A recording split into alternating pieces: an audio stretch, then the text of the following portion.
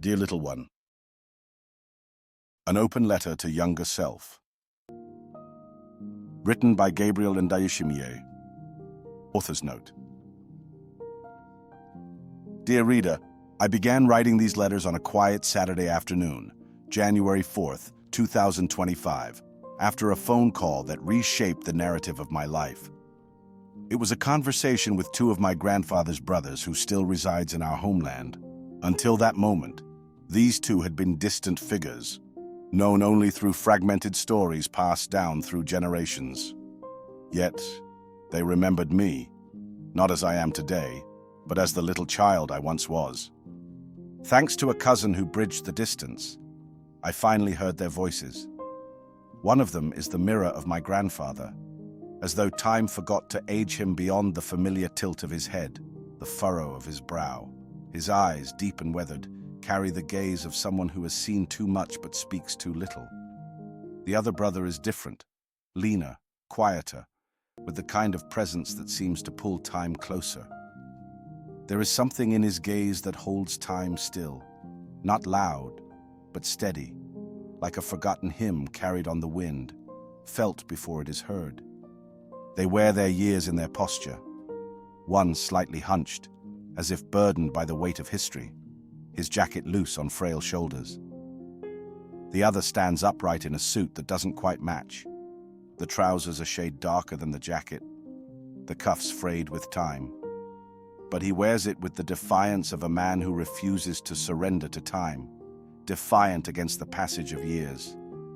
In the mismatched seams and faded lapels, you can see remnants of another era, stubbornly resisting the present, holding fast to a dignity that time has tried to erode. They stand like monuments to a past that refuses to fade.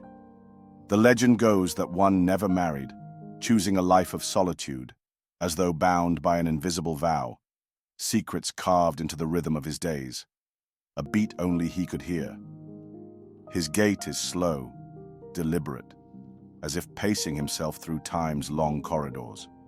The other, bearing a striking resemblance to my grandfather, moves with the quiet resignation of someone who has witnessed too many seasons shift without ever being part of them. His hands, worn and calloused, seem to hold the weight of a world that has both forgotten him and shaped him. They are very thin, their frames like brittle reeds bent by time, their suits hanging loosely as if the fabric itself struggles to hold onto them. There is a fragility to their presence, yet in their gaze there is something enduring, something that refuses to be diminished by age or history. I watch them smile through the camera, wide grins lighting up their faces, but just as quickly, their faces disappear from view. The camera tilts upward, giving me a perfect shot of the sky. I hear muffled voices and laughter in the background as they fumble with the phone, and then suddenly, one of them pops back into view, this time with the camera angled so low I can only see his chin and nostrils. "Ah, there you are," he exclaims, proudly unaware that I'm now staring directly into his nose. The phone wobbles again, and for a moment, I'm treated to an accidental close-up of the other brother's ear before the camera flips completely upside down. "Turn it! Turn it!" one of them shouts. More laughter follows, and I can't help but chuckle. They finally manage to adjust it, only for the phone to fall flat again, giving me another sweeping view of the clouds above. It's a comedy of errors, but I'm loving it, enjoying it all. These awkward, funny moments brings a warmth that makes the distance between us feel a little less vast. The words between us were more than sounds. They carried the weight of shared bloodlines, of stories left untold, of distances too great to measure. They hung in the air, heavy with what had been lost and what we hoped to find. I watched as he spoke on the WhatsApp video call, struggling to hold the phone steady so that only his forehead appeared on the screen. When he finally repositioned the camera, I saw his face clearly, his lips trembling with the weight of stories cut mid-sentence, fragments of lives drifting like smoke over distant lands, lingering but never settling. In the rush to part, we spoke in fragments, each syllable laden with the knowledge that silence had been the most persistent companion in our lineage. The call crackled with static. He paused, his voice dropping to a murmur, as if the walls around him had ears he wished not to awaken. "Your father was here around Christmas," he said quietly. "He asked about you." The words landed with a quiet finality. "He left a phone number," he continued, reaching into his jacket pocket. He pulled out a paper, worn and softened by the touch of his hands. "What did he say his name was?" I asked, my voice careful, bracing for impact. "Ndayishimiye," he answered, with a pause that felt longer than it was. "I can't remember the rest. He said he lives in Gitarama."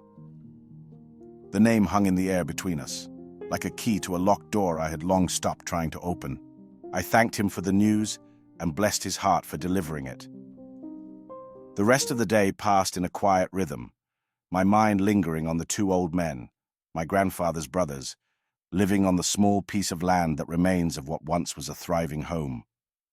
What had not been devoured by time had been taken by the lions, those in power, prowling under the guise of authority, their hunger insatiable. Later, my grandmother told me that even this modest peace was under threat, with vultures circling, their wings casting long echoes, waiting for the last two brothers to fall so they could descend and claim it all. I imagine the lion's jaws snapping with greed, devouring the past and the future without pause. Stories erased, legacies torn to shreds, lands stolen under the guise of law. Their hunger knows no bounds, their eyes glint with the emptiness of those who consume for power's sake alone. But no feast lasts forever. Let them choke on the bones of what they've taken.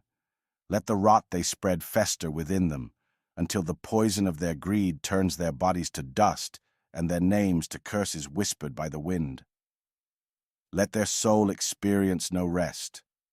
May the nights stretch endless before them, haunted by the shadows of those they devoured. Let the earth reject their bones, and the wind carry their names as curses whispered in bitter tongues. Let them wander, aimless and hollow, forever thirsting for what they can never possess. Peace. Let the very ground rot beneath their feet, the seeds of their greed blooming only in barren soil. May the lion's roar fade into silence, its teeth turn to dust, and its legacy forgotten like ash scattered to the winds. Let their death come not as mercy, but as justice. May they be buried under the weight of what they've destroyed, their bones crushed by the very lands they stole, their flesh devoured by the hunger they fed. Forgotten and unmissed, may their names rot in the mouths of those who dare speak them. Let their roars die in their throats, turning to choked whispers of regret that no one will hear. I curse them now, not just in this life, but in every life to come. Let their sons inherit ashes. Let their daughters walk in shadows. May their line be marked by ruin, their power turned to dust. Let the earth spit them out, rejecting their remains, and let their stories dissolve into nothing, swallowed by time and silence. Their legacy will not endure. It will decay, and I will curse them forever. But even curses grow tired, fraying like cloth worn too thin by time. The weight of fury, once sharp and cutting, softens into something shapeless, something that no longer holds. Anger, at its height, feels eternal, a storm raging without end. But storms pass, winds shift, and what once burned hot settles into embers, then ash. The edges of rage do not vanish. They dull, retreating into the corners of memory, where they wait, not as surrender, but as a question. What now? And in the quiet that follows, you realize that rage too must rest. And so, I turn back to myself, to the boy who sat quietly with questions too heavy for his small hands, questions that curled into the cracks of his being, shaping the man he would become. These letters are for him, for the child who walked through silence like it was a fog he couldn't shake, and for the man who finally realized that silence was never his burden to carry. These letters are for anyone who has stood at the edge of their own silence and dared to speak, dared to reach for the words that would free them, even if those words came slowly, one breath at a time. They are seeds planted in the soil of tomorrow, waiting for light, waiting for rain, waiting to bloom in unexpected ways. These letters to my younger self complete my book, Run Elvin. At the time of publishing, I scrawled "The End" at the bottom of the last chapter, a gesture that felt final, but never settled. My editor, Mary Metcalf, offered a quiet challenge. Is this really the end, or is it the beginning? Her words lingered, like echoes in an empty corridor, shaping my thoughts long after our conversation ended. At first, I couldn't answer her question. Endings have a way of wrapping themselves around us, convincing us that nothing more can grow. But over time, I began to see that stories rarely end where we think they do. They spill over into new chapters before we realize we've turned the page. Really, the stories we tell ourselves are never truly finished. Perhaps every period marks the start of another chapter we haven't yet written, a continuation disguised as closure. And so, I chose to call it The Beginning, because I understood that even in endings, there is always something waiting to bloom. These letters are part of that bloom, a reckoning with silence, a conversation between who I was and who I've become. They are fragments of longing, stitched together by time, and shadows brought into light. They carry questions without answers and echoes of moments I tried to forget. But they are also a declaration that what is broken can still be whole, that what is lost can still be found, and that every ending holds the possibility of something new. Eventually, I chose to call it The Beginning, though I wasn't entirely sure why. It felt like turning a key in a lock I couldn't yet see, a quiet surrender to a truth lingering in the corners of my memory, waiting to surface. These letters are part of that unwritten chapter, a tender reckoning with fragments that have lingered too long in forgotten corners. They are echoes of questions that never received answers, and the faint outline of memories blurred by time. But they are also a gesture of hope, a reminder that healing is not a destination, but a journey we undertake over and over again. A journey through fractured moments, lingering silences, the unseen, and wounds that remain hidden until time, like light filtering through cracks, forces them to the surface. Healing from a traumatic past, healing your inner child, is like embarking on a pilgrimage without maps, where each step forward feels uncertain, and yet we walk. We walk through loss, through longing, through questions that have no answers.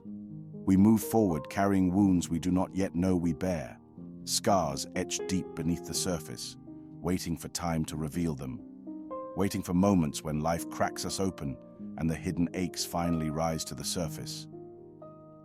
Healing isn't a place we arrive at, but a rhythm we learn to move with, a subtle interlacing of moments, unraveling and binding again. It's a process of unearthing, of recognizing that what we buried long ago still lives within us, shaping our steps even when we aren't aware. We stumble, we rise, we catch our breath. And in that breath, there is a reminder. We endure. The journey bends, twists, takes us through uncharted spaces, and yet we walk. We walk because each step moves us closer toward the possibility of something new, a quiet assurance that, no matter how fractured, we can always begin again. And in those beginnings, we find pieces of ourselves we thought were lost forever, waiting patiently to be reclaimed. And here I am, walking that path still, tracing the spaces between words, learning to make peace with silences that once seemed unbearable. These letters are not just for the past. They are seeds planted in the soil of tomorrow for my son, whose life seems, at times, to mirror my own steps, stumbling into the same shadows I once feared.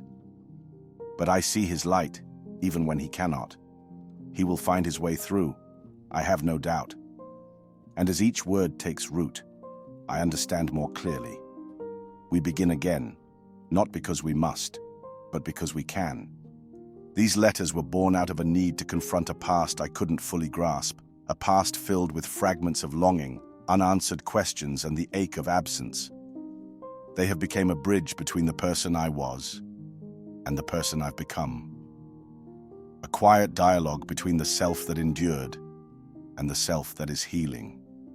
I pray these letters reach those who carry unseen burdens, those who walk through life with unanswered questions echoing in their hearts. They speak of resilience, not the kind that comes easily, but the kind forged in stillness, in moments when the world seemed to close its doors. These letters capture fragments of time, a lesson carried through quiet currents, a question that reshaped my world, or a memory etched into the bones of my being. May they find you in the quiet corners of your soul, where words are often left unsaid, and remind you that even in brokenness, there is strength waiting to rise. I write this for the little ones who hold unspoken dreams, and for the grown-ups still searching for pieces of themselves in forgotten places. I write for anyone who has ever felt the sting of absence, the weight of loneliness, and the quiet fire of hope that refuses to die, even when all seems lost. May these pages offer you shelter, a place to rest from the weight of the world, a space where your voice is not only heard, but cherished. You are not alone. Your story matters. Your existence matters. Thank you for walking this journey with me. With love and understanding, Gabriel Ndayishimiye.